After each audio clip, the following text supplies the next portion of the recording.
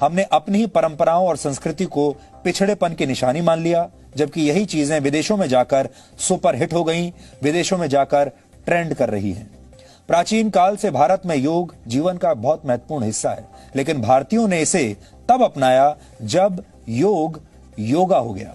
America में प्राणायाम की training के लिए लोग 1,82,000 रुपए तक दे रहे हैं और वहां पर योगा का बाजार लगभग 1,15,000 करोड़ रुपए तक पहुंच गया है। इसी तरह से भारत का हल्दी वाला दूध पश्चिमी देशों में पहुंचकर अब टर्मरिक लाटे बन गया है।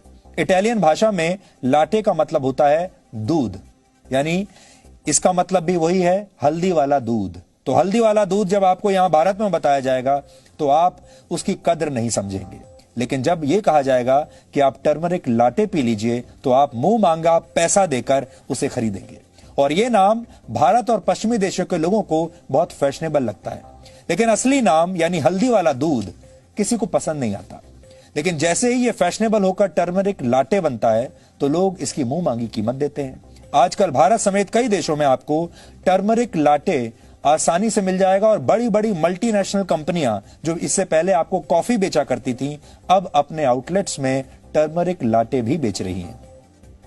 यह अमेरिका और ब्रिटेन में एक लोकप्रिय ड्रिंक बन चुका है और वर्ष 2025 तक पूरी दुनिया में हल्दी का बाजार 14,500 करोड़ रुपए से ज्यादा का होने की उम्मीद है।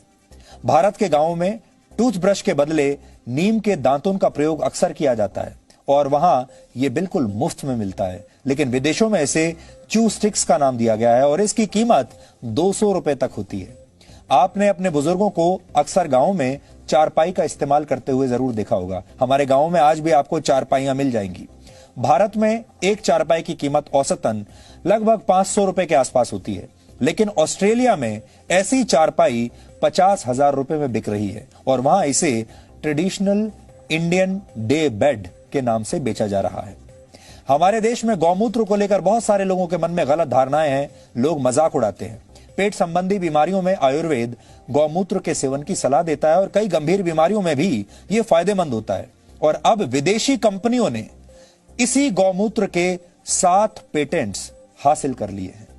सिर्फ परंपराएं ही नहीं, पश्चिम में अब भारत की पूजा करने की पद्धति भी मशहूर होने लगी है। हमारे देश में पत्थरों की पूजा की जाती है, अब अमेरिका में इसकी नकल की गई है और वहां पर इसे ग्रेटिट्यूड रॉक का नाम दिया गया है। वहां के लोग इस पत्थर को प्रकृति से जुड़ने का एक माध्यम मान रहे हैं।